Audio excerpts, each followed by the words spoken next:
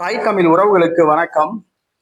அரசியலில் முதுகெலும்பில்லாத ஒரு உயிரினம் யார் என்று சொன்னால் அது திருமாவளவன் தான். அரசியலில் முதுகெலும்பில்லாத ஒரு உயிரினம். இதுவரைக்கும் நடைபெற்ற எந்த ஒரு தேர்தலிலும் திருமாவளவன் தனித்து போட்டியிட்டு தன்னுடைய வாக்கு வங்கியை நிரூபித்தது கிடையாது.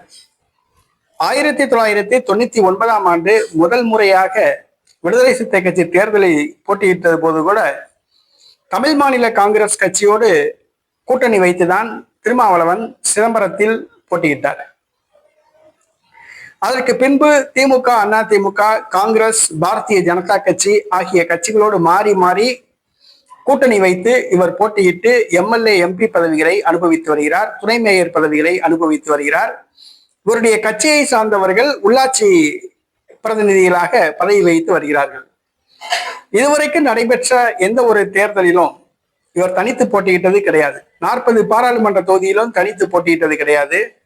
234 தொகுதிகளிலும் தனித்து போட்டியிட்டது கிடையாது. உள்ளாட்சி தேர்தல்களிலும் மாநகராட்சி, நகராட்சி தேர்தல்களிலும் இவருடைய கட்சியை தனித்து போட்டியிட்டு தன்னுடைய வாக்கு வங்கியை நிரூபித்தது கிடையாது. என்னுடைய வாக்கு வங்கி 1%, 2%, 5% அப்படின்னு நிரூபிச்சது கிடையாது.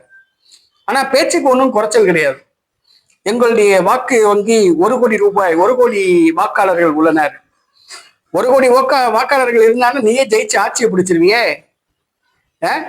1 கோடி வாக்குன்னு சொல்றீல, நீயே ஜெயிச்சு ஆட்சியை பிடிச்சிடலாம்ல. அப்புறம் எதுக்கு திமுக போய் ஒத்த சீட்டு 2 சீட்டுக்கு கையை கட்டிட்டு நிக்கிற கொத்தடிமை மாதிரி? 1 சீட்டு 2 சீட்டுக்கு போய் கொத்தடிமை மாதிரி நிக்கிறாப்ல. தன்னுடைய வாக்கு வங்கி நிரூபிச்சு இது வரைக்கும் என்னுடைய வாக்கு வங்கி 1%, 2%, 3% அப்படின்னு சொல்லி நிரூபிச்சிருக்காப்லையா? கிடையாது. ஆனா நாம் தமிழர் கட்சி இன்னைக்கு தனித்து போட்டிக்கிட்டு தன்னுடைய வாக்கு வங்கியை நிரூபிச்சிருக்கு. ஆனா நாம் தமிழர் கட்சி தலைவர் செந்தமிழன் சீமான பேரை சொல்லாம ஜாடையா பேசுறாப்புல. அதுல கூட நேர்ல பேரை சொல்றதுக்கு அவருக்கு துணிச்சல் கிடையாது. அதான் வித்தியாசம்.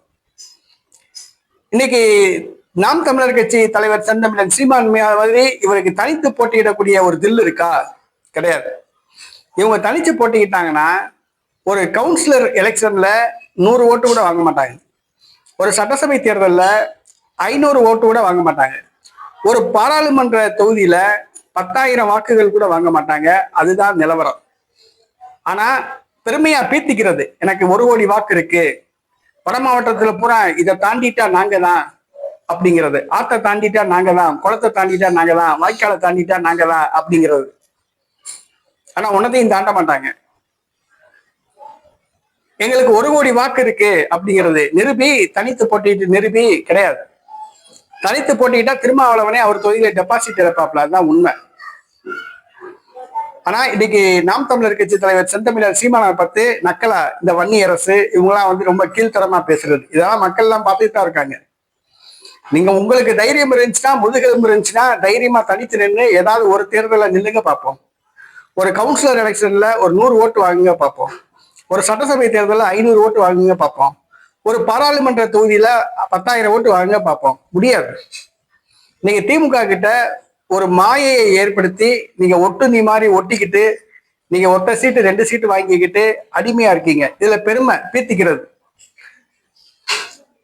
விடுதலை சிறுத்தை கட்சி தயவு இல்லாமல் யாரும் ஆட்சி அமைக்க முடியாது சொல்றீங்கல்ல. உங்க வாக்கு வங்கி என்ன?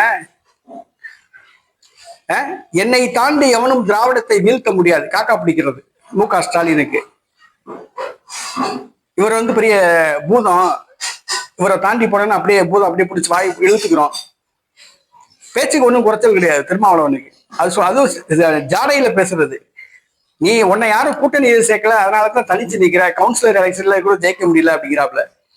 நாங்க கூட்டணி சேர்றோம்னு நினைச்சோம்னா இன்னைக்கு எங்களுக்கு 100 தொகுதி கூட கொடுக்கறதுக்கு தயாரா இருக்காங்க சட்டசபை தேர்தலில். ஆனா எங்களுடைய நோக்கம் அது கிடையாது. எங்களுடைய நோக்கம் அது கிடையாது. நாங்க எந்த கட்சியோட நாங்க கூட்டணி சேர்ந்தோம்னா, நீ விஜயகாந்த் மாதிரி, மூப்பனார் மாதிரி, வைகோ மாதிரி, டாக்டர் ராமதாஸ் மாதிரி காணாம போயிடுவோம். அடுத்த தேர்தல்கள்ல நாங்க தனித்து போட்டிக்கிட்டு தனித்து ஆட்சி அமைப்போம்.